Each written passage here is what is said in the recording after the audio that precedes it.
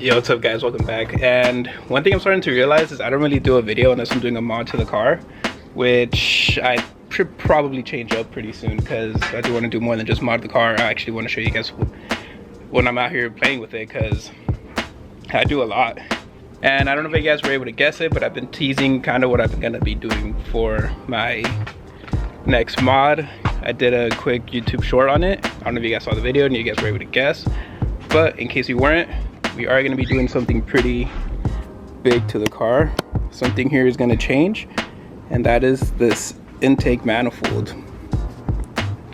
I decided to go with the Pro LS Summit Racing intake manifold because it's basically the same thing as a Holley Sniper, as in the looks of it, the design, everything they're pretty much identical. The only difference is that this is an in-house brand made manifold instead of a Holley brand, and by that it made it like $200 or $300 cheaper. So today we're just going to begin by removing the stock one, putting the new one back in, and then seeing how it is. After this, I do have one more mod that I'm going to be adding to it, which it goes hand in hand with that. I'm pretty sure you guys can figure it out, and it's not the throttle body. But after I do that, then it's going to need a retune, and then one more retune, and then we should be pretty much done with modding, like adding performance parts to it. After that, I want to just start adding like more cosmetic mods. But let me shut up, let's get to work, and I'll see you guys when I have an update for you. Alright, I just wanted to give you guys a quick little update. So far what we got done is we got rid of the fuel rail, which I have it over here with my injector still connected, well, some of them. And we disconnected all the sensors and everything, so now I think all I have to do is just unbolt it and pop it off. And then there's also some like vacuum lines and stuff in the back, and some more sensors I need to disconnect. And after that I should be able to pop it off, and then just got the conversion going over for the next one, because that's the part that's going to be a little tricky for me. So that's what I'm going to be that's the part's going to be a little tricky for me, because I don't know much about doing this kind of work. I've never done an intake manifold. And looking here at this one, so you guys can see we have these 4 bungs down here, and then the back one for the map sensor.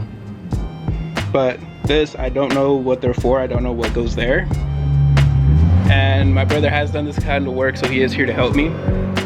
So once I get stuck to that point, I'm gonna give him a call. He's gonna come help us out.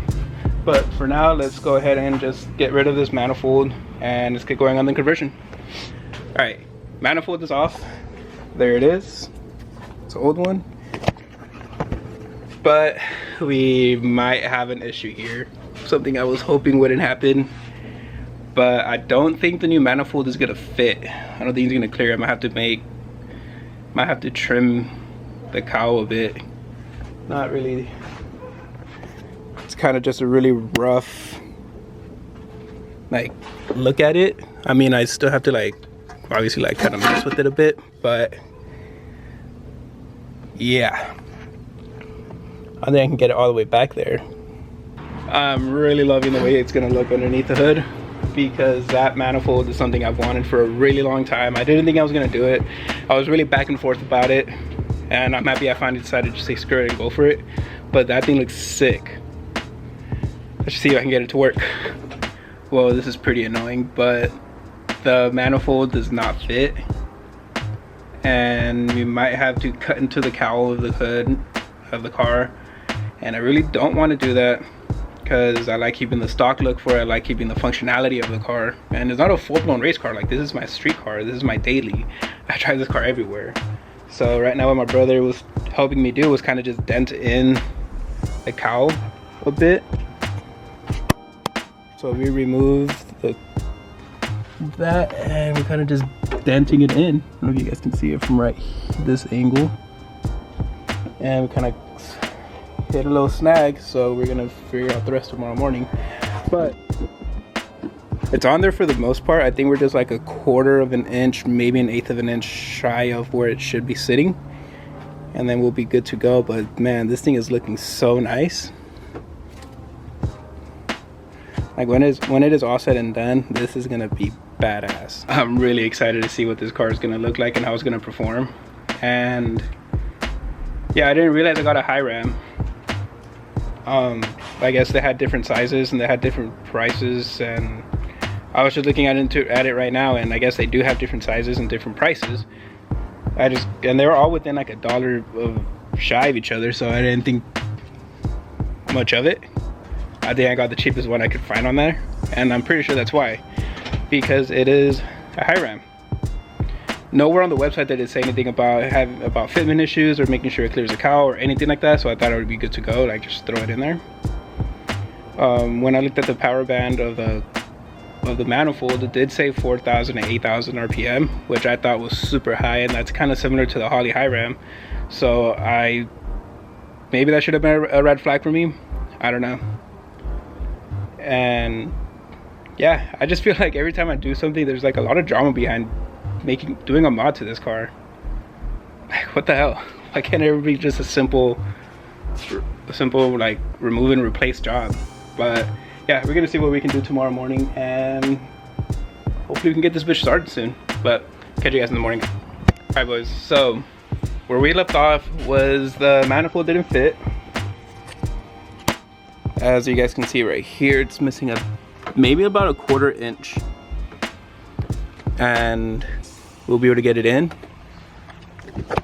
And I was kind of getting ready to just call it a day with this, just return the manifold, try something new. But I'm gonna try one more ditch effort. Well, there's a couple things I want to try.